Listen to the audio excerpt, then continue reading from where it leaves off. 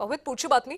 नाशिकमधल्या म्हाडा घरकुल घोटाळा प्रकरणी या प्रकरणाची व्याप्ती आता मोठी असल्याचा एसआयटीचा अंदाज आहे। चौकशीसाठी एसआयटीने आणखी 1 महिना मुदतवाढ मागितल्याची सूत्रांची माहिती आहे। 150 प्रकरणांमध्ये गैरव्यवहार झाल्याचा संशय।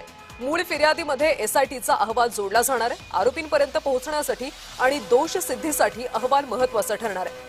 आर्थिक दुर्बलांसाठीच्या घरकुल योजनेमध्ये नियमबाह्य तुकडे आणि बनावट कागदपत्रांचा वापर केल्याचा आरोप आहे। भूमी अभिलेख विभागातल्या अधिकाऱ्यांच्या बनावट सही आणि शिक्क्यांचा देखील वापर केल्याचा संशय। हे प्रकरण गाजल्यानंतर महसूल मंत्री चंद्रशेखर बावनकुळे यांच्या निर्देशानंतर एसआयटी स्थापन करण्यात आली आहे। आणि या संदर्भात अधिकची माहिती देत आहेत आमचे प्रतिनिधी किरण गोटूर। किरण, आता एसआयटीने 1 महिना मुदत वाढवून मागितल्याची माहिती मिळते, काय अधिकचे अपडेट्स आहेत?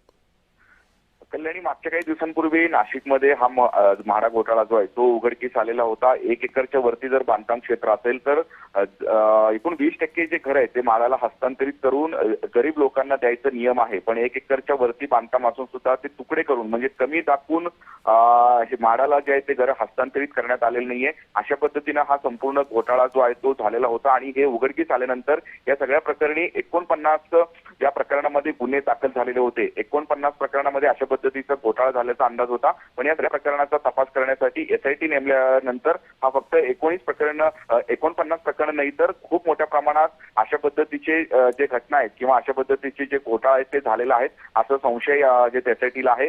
150हून अधिक प्रकरणामध्ये अशा पद्धतीचा घोटाळा झाल्याचा एक प्राथमिक अंदाज आतापर्यंत तपासामध्ये एसआयटीने काढलेला आहे। त्यामुळे आणखीन तपासासाठी 1 महिन्याचा वेळ द्यावा अशा पद्धतीची मागणी एसआयटीने राज्य सरकारकडे केलेली आहे। अशा पद्धतीची सूत्रांची माहिती आहे। त्यामुळे मोठ्या प्रमाणात हा संपूर्ण घोटाळा आहे। त्यामुळे आगामी काळात आणखीन कुणाकुणावरती या सगळ्या प्रकरणामध्ये कारवाई होतो हे बघणं महत्त्वाचं असणार आहे। नक्कीच घोटाळा मोठा आहे, त्यामुळे एसआयटीला आता मुदतवाढ दिली जाते का हे पाहावं लागेल। धन्यवाद किरण माहितीसाठी।